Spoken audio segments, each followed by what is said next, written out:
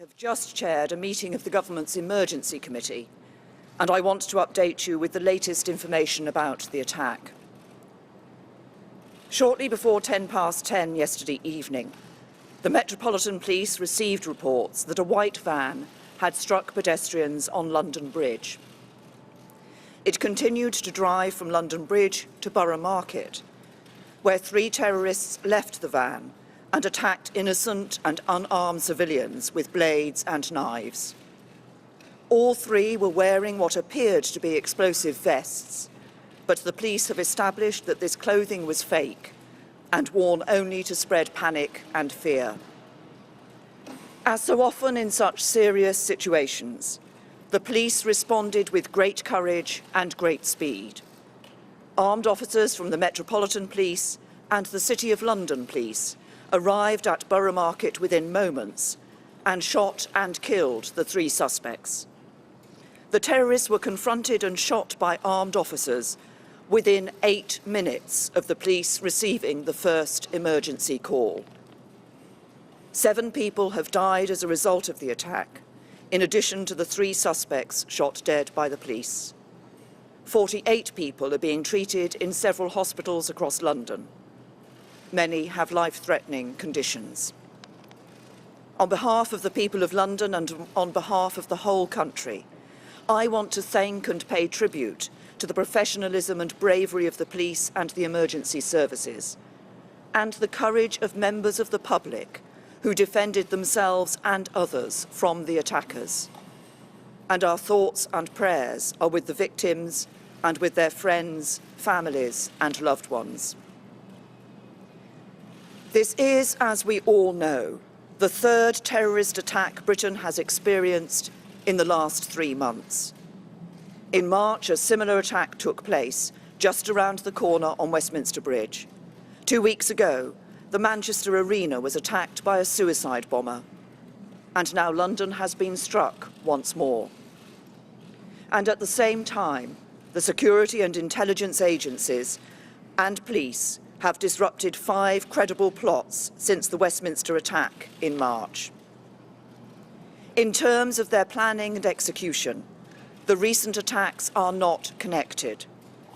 But we believe we are experiencing a new trend in the threat we face, as terrorism breeds terrorism, and perpetrators are inspired to attack, not only on the basis of carefully constructed plots after years of planning and training, and not even as lone attackers radicalized online, but by copying one another and often using the crudest of means of attack.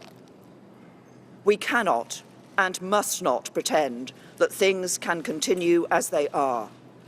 Things need to change, and they need to change in 4 important ways.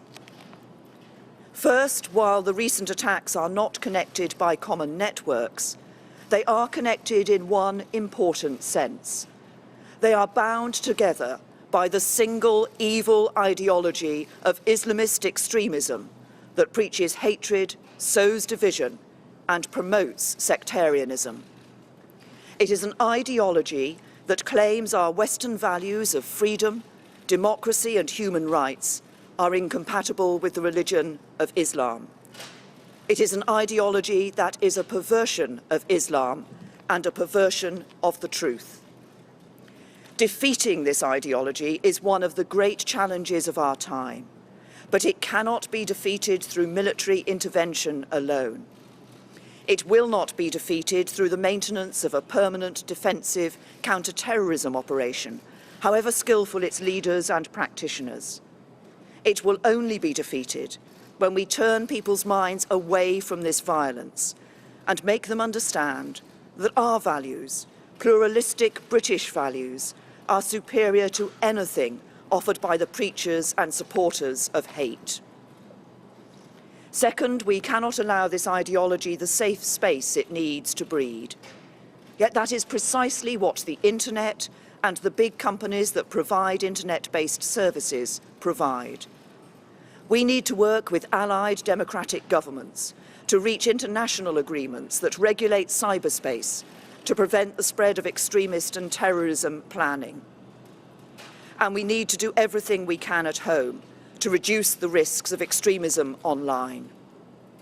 Third, while we need to deprive the extremists of their safe spaces online, we must not forget about the safe spaces that continue to exist in the real world. Yes, that means taking military action to destroy ISIS in Iraq and Syria, but it also means taking action here at home. While we have made significant progress in recent years, there is, to be frank, far too much tolerance of extremism in our country.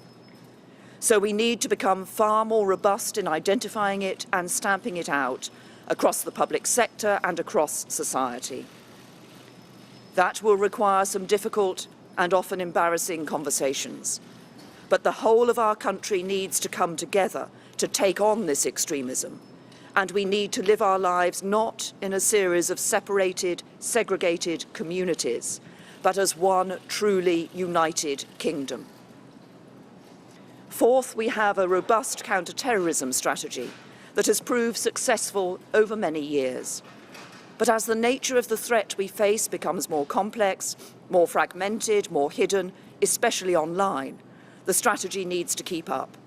So in light of what we are learning about the changing threat, we need to review Britain's counter-terrorism strategy to make sure the police and security services have all the powers they need.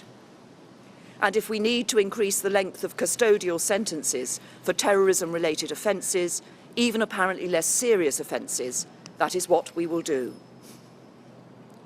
Since the emergence of the threat from Islamist-inspired terrorism, our country has made significant progress in disrupting plots and protecting the public. But it is time to say enough is enough. Everybody needs to go about their lives as they normally would. Our society should continue to function in accordance with our values. But when it comes to taking on extremism and terrorism, things need to change. As a mark of respect, the two political parties have suspended our national campaigns for today. But violence can never be allowed to disrupt the democratic process. So those campaigns will resume in full tomorrow. And the general election will go ahead, as planned, on Thursday. As a country, our response must be as it has always been when we have been confronted by violence. We must come together, we must pull together, and united, we will take on and defeat our enemies.